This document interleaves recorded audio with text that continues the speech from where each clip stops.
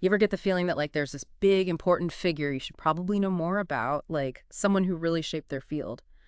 But then you look at all their work, and it's just daunting, right? Yeah, totally. Well, today we're going to try to, like, provide an express route, a shortcut to understanding a truly significant writer, Nissim Ezekiel. He's often called, like, the father of post-independence Indian English verse. Huge figure. Yeah. And he wasn't just writing poems. He really kind of set a new direction, brought this modern feel to the whole literary scene. So we're going to, unpack all of that for you today. What made him so important and why his work still matters, even now, all these years later. And to really give you that solid understanding, we've been digging into some really fascinating material, like this great discussion led by Dr. Jas van Rethord.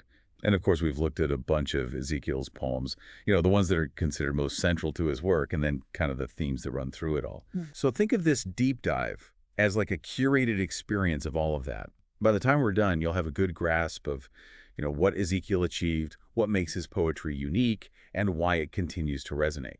So let's rewind all the way back to the beginning, his early years. Ezekiel was born in Bombay, which we now know as Mumbai, back in 1924. Okay. And what's interesting right away is his background. He Yeah. came from a Marathi-speaking Jewish community, Yeah. the Beni Israel. Interesting. And it sounds like, just from the family setup, it was a very intellectually stimulating kind of environment. Oh, yeah.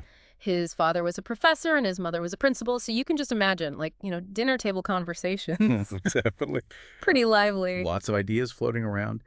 And that early exposure to, that kind of academic life clearly had an impact on him. He went on to higher education and actually excelled.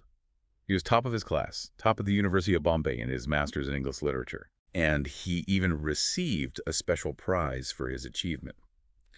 So that kind of tells you, like, the level we're dealing with here. Right. And I think it also gives us a bit of a clue about, his artistic development when we consider some of the writers that really influence him. Yeah.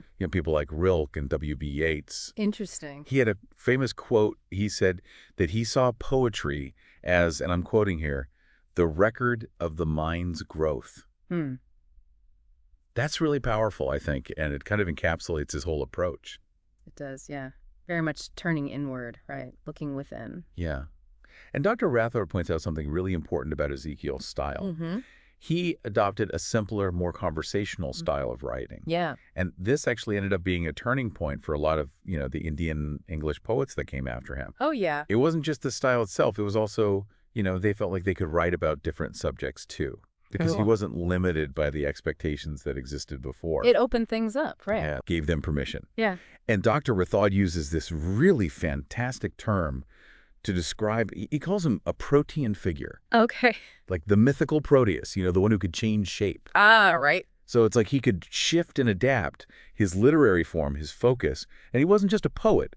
He was also a playwright, Wow. critic, journalist, even a translator. Wow, that is multifaceted. Yeah, very much engaged with, the literary world in its entirety. Yeah.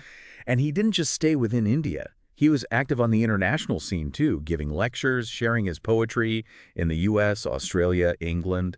So his reach was really quite broad. And, beyond his own writing, he was deeply involved in academia, too. He was a professor, and then he actually ended up being the head of the English department at Mumbai University. Oh, wow. So you can imagine that kind of role would have given him a real platform, right, to influence the thinking and the writing of future generations of Indian writers. Yeah. It's a pretty powerful position to be in. Very influential. Right.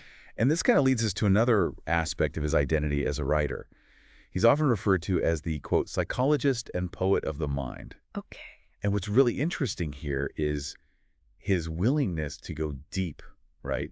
To explore all these complexities of human thought and emotion. The conscious mind, the subconscious, the conflicts we all experience internally. Right. Dr. Rathod points specifically to poems like Case Study in London Okay. as examples of where he really turns that introspective lens on himself. So it's not just about observing the world out there. Right. It's also about examining his own inner world. And in doing that, he's tapping into these universal human experiences, right? Absolutely. I think Dr. Rathod's description of him as an, quote, endless explorer of the labyrinths of the mind really captures that. Yeah. And then you have Satyanarayana Singh calling him a pilgrim with a sense of commitment, whose poetry is, quote, a metaphoric journey to the heart of existence. Wow. So, I mean, that really gives you this image of his artistic purpose. Right. Powerful imagery there. And, if we kind of connect this to a broader philosophical view, Ezekiel also had some really interesting ideas about, metaphysics and ethics. He believed that ultimately our understanding of the divine, whatever you might call that, is limited to what is revealed to us.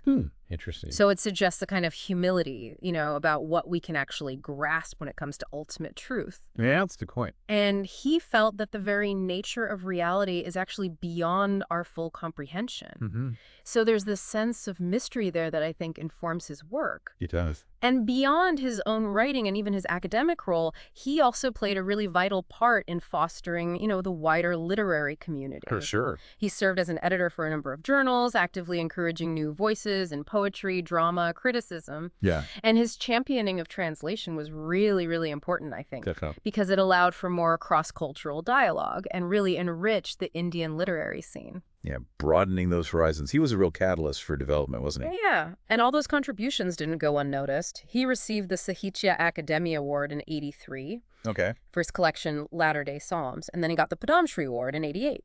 So both of these are very prestigious acknowledgments of, the impact he had on Indian literature. Big honors.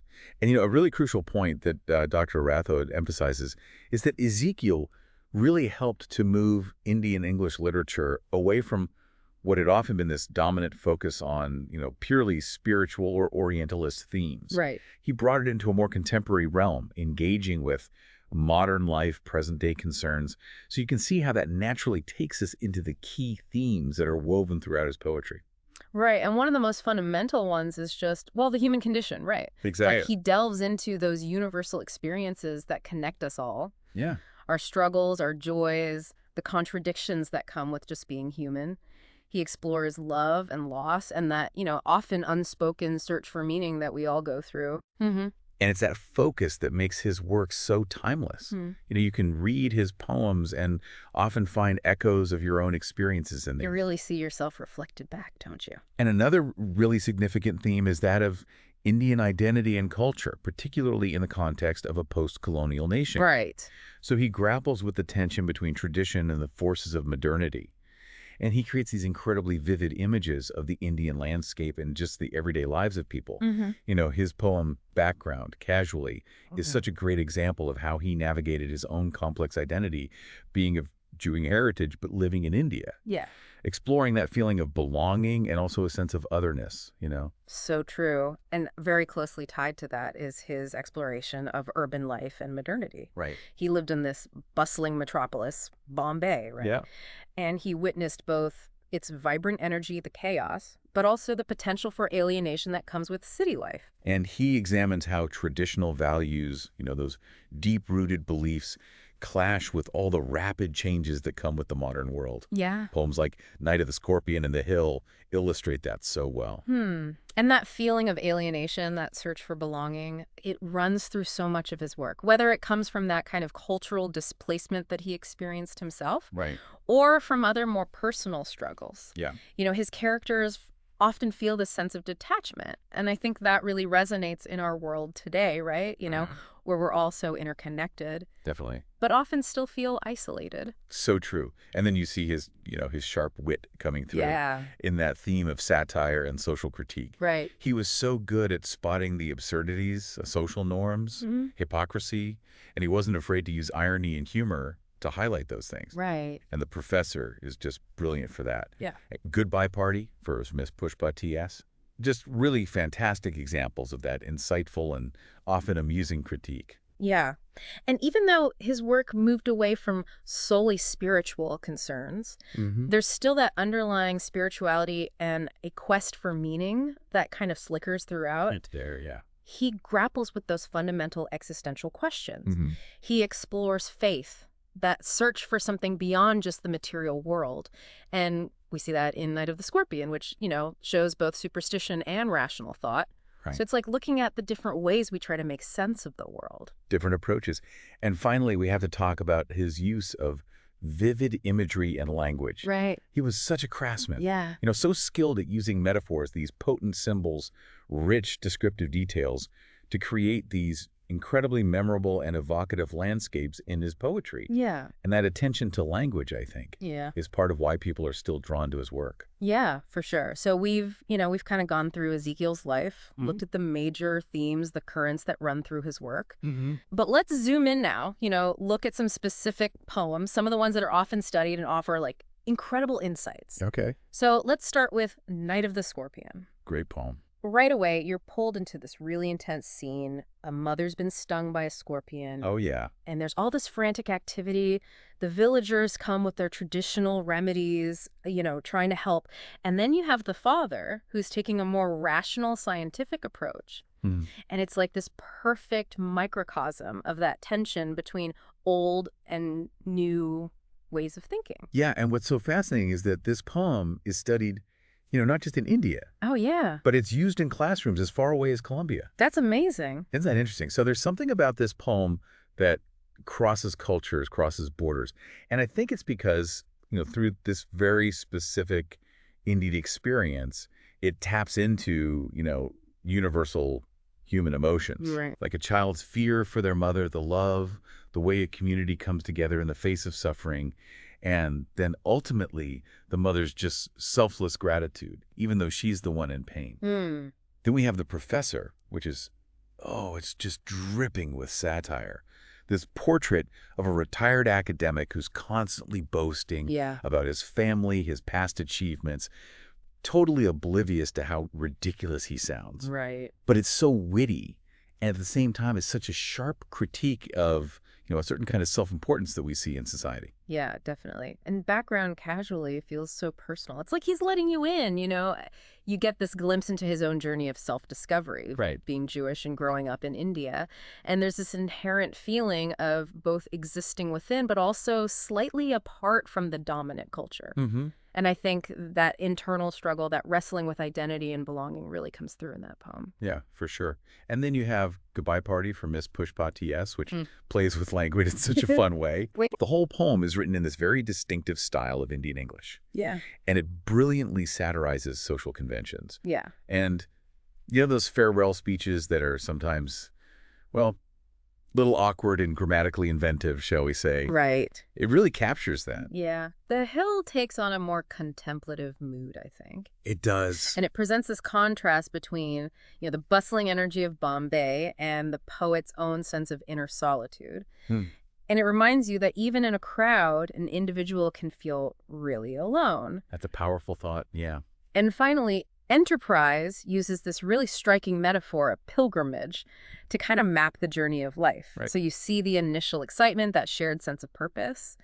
And then inevitably there are setbacks, internal squabbles, and eventually this kind of disillusionment sets in as those original goals, they start to fade. Yeah. But even with that, that sense of things not quite going as planned, there's still this thread of humor and a kind of philosophical acceptance of like, well, this is the human condition, right?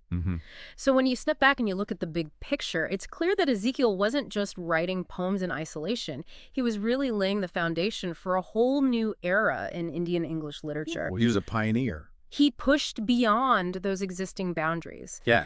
Brought in this modern sensibility, tackling contemporary issues, using a contemporary voice. It's no wonder that so many consider him the father of modern Indian English poetry. Absolutely. And the fact that his poems are still so central to the curriculum in schools across India, through those NSERT and ICSE textbooks, it speaks volumes, about his lasting impact. He's woven into the fabric of literary education, isn't he? Yeah. And, it's that innovative style, his insights into Indian identity, the complexities of being human, that skillful satire. That's his legacy. Yeah. He left a real mark. So for you, our listener, think about how those core themes in Ezekiel's work, that negotiation of identity, the search for belonging in a world that's always changing, how tradition and modernity bump up against each other. Right. How do those resonate with you, in your own life, wherever you live, whatever your background is? Because these are, at the end of the day, just fundamentally human experiences, and he captured them with such clarity. He did. And that brings us to a final thought for you to kind of ponder, to explore on your own. Given Ezekiel's focus on the mind's growth throughout his whole career, right? Yeah. As a poet, as a critic, an educator, how might diving into his poetry give you a new lens, not just for understanding India after independence, but for understanding how your own identity, both personal and cultural, is evolving in our increasingly interconnected world? Mm, So maybe, going deeper into those collected poems or even checking out his plays could unlock some really interesting insights for you. definitely worth exploring.